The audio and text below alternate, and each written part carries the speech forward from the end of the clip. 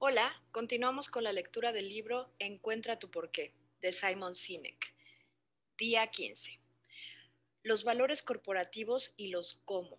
El proceso subyacente para expresar los cómo de una organización es muy similar al método individual. El cómo de una tribu son sus principios rectores, derivados de los temas que surgieron en el proceso de descubrimiento del porqué. A menudo, cuando nos llaman, la organización ya tiene socializados una serie de valores. En muchos casos, aunque están escritos en grandes letras en la pared, podemos darnos cuenta de que poca gente sabe qué significan realmente.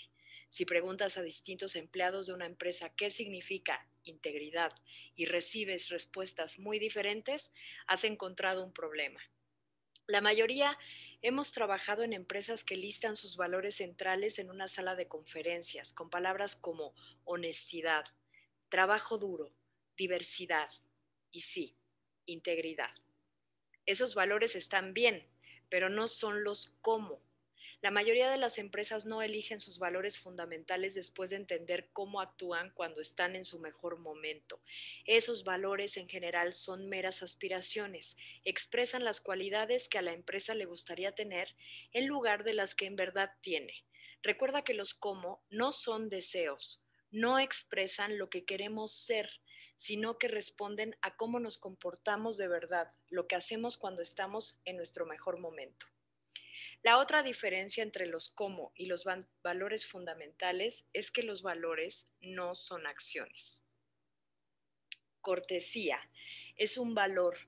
Tratar a la gente con respeto y bondad es un cómo. Esta distinción es aún más importante cuando los valores no son obvios. Imagina a alguien que llega a trabajar por primera vez y ve el póster de los valores de la empresa al entrar a la cafetería. Al ver la palabra integridad, puede que piense, vale, pero ¿qué quieren que haga? Ahora, imagina a ese mismo empleado al que al llegar le dan la declaración del por qué y en la lista de los cómo encuentra decir siempre la verdad. Más tarde escucha a un supervisor decir, no exageramos las virtudes de nuestro producto ni siquiera para ganar una venta. En ese caso, es probable que el empleado piense, muy bien, puedo hacer eso. Si esperamos que los empleados compartan los valores de la empresa, tenemos que decirles cómo se manifiestan esos valores en la acción cotidiana. En otras palabras, los cómo deben ser simples y aplicables. A veces nos encontramos con el líder de una organización que por varias razones se aferra a la antigua lista de valores de la empresa. Es probable que haya escuchado tanto la misma retahíla que le cueste modificarla. Es probable que haya gastado millones en contratar a una gran consultora para definir su misión y valores y ahora cambiarlos parezca un despilfarro de dinero. Sea cual sea la razón, si te encuentras en esa situación, te sugerimos que realices el método tribal que aparece en los capítulos 4 y 5 y utilices los temas que afloren como los valores que se aplican en la empresa.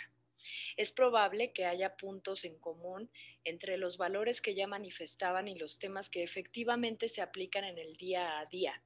Ayúdalos a efectuar una conexión más profunda para que puedan juntar ambos naturalmente. Tus cómo le dan vida a tus por qué. A finales de la década de 1950, Enrique Uribe, que vivía en Costa Rica, decidió importar una idea revolucionaria de los supermercados de Estados Unidos. En Costa Rica la gente acostumbraba a ir a una tienda y pedirle a una persona detrás de un mostrador que le vendiera un litro de aceite, un kilo de harina o una barra de pan. El dependiente debía medir la harina que sacaba de un saco grande y el aceite que provenía de un barril.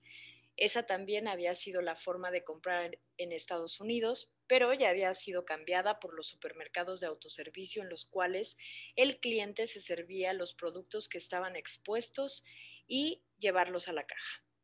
Esta nueva forma de comprar implicaba que se podían ofrecer más productos y vender a más clientes. Enrique quería que eso se convirtiera en el futuro de las compras también en Costa Rica, pero como todo innovador encontró resistencias. La gente tenía muchos motivos para ridiculizar las aspiraciones de Enrique. Algunos vaticinaban un aumento de robos, otros simplemente preferían que los atendieran personalmente. Otros que eso implicaba modificar toda la cadena de proveedores. Los productos no llegarían en barriles y sacos, tendrían que venir empaquetados individualmente y las tiendas tendrían que tener mucho stock. En 1960, Enrique, junto a sus hermanos Marta, Flori y Luis, abrió Más por Menos, un supermercado que dio vida a la visión de Enrique y que le gustó al público. La tienda creció hasta convertirse en la cadena de supermercados más grande de Costa Rica, con más de 500 establecimientos y obviamente modificó completamente el mercado. Juego de palabras. Los hijos de Enrique, Rodrigo y Carlos continuaron con la pasión de su padre por innovar. Aun cuando luego vendieron la cadena de supermercados, fundaron una nueva empresa, Cuesta Moras, que opera en una docena de sectores, incluido la salud, hotelería, desarrollo urbano, energía. Pero a medida que Cuesta Moras crecía, Rodrigo y Carlos, presidente y vicepresidente, se dieron cuenta de que tenían un problema.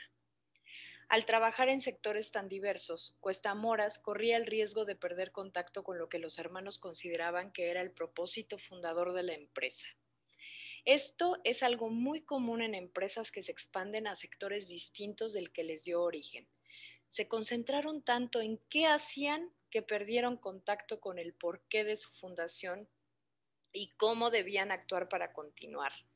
Por ello, en 2014 los hermanos Uribe decidieron descubrir el porqué para encontrar el hilo dorado que conectara todo lo que hacían ahora con lo que hacían antes.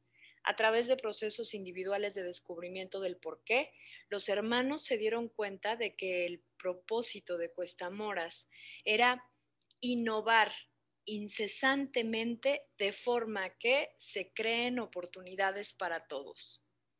También identificaron y articularon los cómo sobre los que se basaban sus decisiones, descubrir nuevos caminos, abrazar el cambio, aprender con mente humilde, hacer lo correcto, trabajar juntos.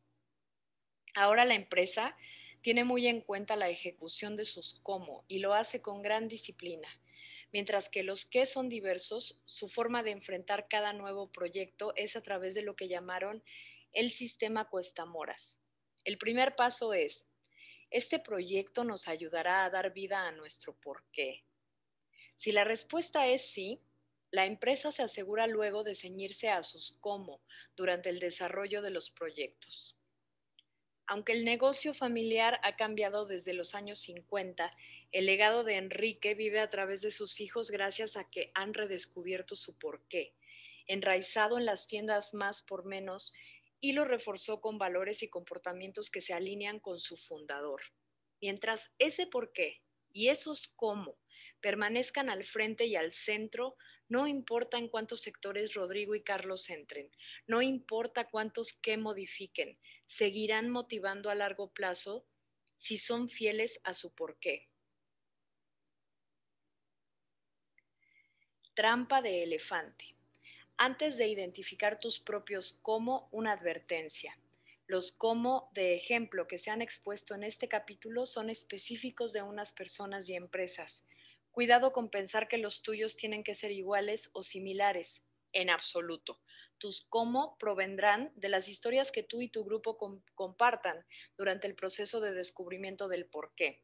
Eso es lo que los hace auténticos y prácticos y no una mera frase bonita creada para que suene interesante. Esta es tu hoja de ruta del proceso de articulación de tus cómo. El modelo es el mismo tanto para individuos como para tribus. Selecciona los temas restantes. Define tus cómo. Ponlos en contexto. El proceso de los cómo. Cuando realizas el proceso de descubrir tu porqué, identificas un número de temas en las historias que cuentas. Uno o dos de estos temas, los que más resuenan, han sido incorporados a la declaración del porqué. El resto de los temas quedan ahí hasta ese momento. Veremos cómo convertir esos temas restantes en unos cómo siguiendo estas tres etapas. Selecciona los temas restantes. Toma la lista de temas y tacha los que has incluido en la declaración del porqué. Luego selecciona los que sean más importantes, no más de 5. ¿Por qué 5 y no 6? No hay una razón científica, pero en las miles de veces que hemos hecho este proceso hemos visto que los temas pueden ser subsumidos en no más de 5 ideas distintas y separadas. A veces hay solo 4, pero no más de 5. Te mostraremos cómo unificar temas, puesto que el método tribal te ha dejado una lista de verbos: proteger, abrazar lo desconocido, conectar, etcétera. Utilizaremos un ejemplo de cómo un individuo puede hacer el proceso refinando sus temas con un poco más de trabajo. Una tribu sigue el mismo proceso. Después de escribir el borrador de declaración del porqué, una persona que utilizaremos como ejemplo tiene 8 temas más en su lista: alegría, optimista, conexión, sentimiento de seguridad, aprender de los demás, siempre hay una solución, proteger a los seres queridos, solucionar problemas. Primero busca ideas similares. Una vez que veas alguna redundancia, tienes dos opciones: tachar una y quedarte con la otra, o unificarlas para crear un nuevo tema. En este caso, proteger a los seres queridos y sentimiento de seguridad son similares en esencia. Si uno te pareciera más correcto que el otro, ese es el que mantendríamos. En este caso, se nos ocurre una frase que se basa en ambos: hacer que los demás se sientan seguros. Otra coincidencia era entre siempre hay una solución y solucionar problemas. Nuevamente, mantenemos una o las combinamos. En este caso se optó por siempre hay una solución y descartar el otro. Del mismo modo, otro par era alegría y optimista. Si bien un diccionario los define en forma muy distinta, recuerda que lo que importa es el sentimiento inspirado por las historias que les dieron lugar. En este caso, eligieron quedarse con optimista. Tenemos ahora una lista de 5: optimista, conexión, hacer que los demás se sientan seguros, aprender de los demás, siempre hay una solución. Seleccionar temas restantes: 1, 2, 3, 4 y 5. Define tus cómo. Como explicamos anteriormente, tus cómo deben ser acciones porque son las cosas que haces para dar vida a tu por qué. Atributos como honestidad o adjetivos como decidido no son acciones. Convertimos temas en cómo, haciendo que sean ejecutables. Es posible que algunos de tus temas ya tengan la forma de un verbo, lo que es genial. Para los que son adjetivos o atributos, he aquí cómo proceder. Veamos uno de los temas de nuestro ejemplo anterior: optimista. Hay varias formas para convertir este adjetivo en un cómo. Estas son algunas de las posibilidades: buscar lo positivo en todo, ver el vaso medio lleno, mirar al futuro, no al pasado, mirar el rayo de luz en cada nube. Después de ver las historias del cual provino, vimos que buscar lo positivo en todo era la acción que mejor se refería a la situación en la cual se escribió la palabra optimista. Los otros temas son más fáciles de convertir en acciones: conexión, conectar con la gente en forma significativa; hacer que los demás se sientan seguros; aprender de los demás, aprender algo de cualquiera. Siempre hay una solución, buscar soluciones creativas.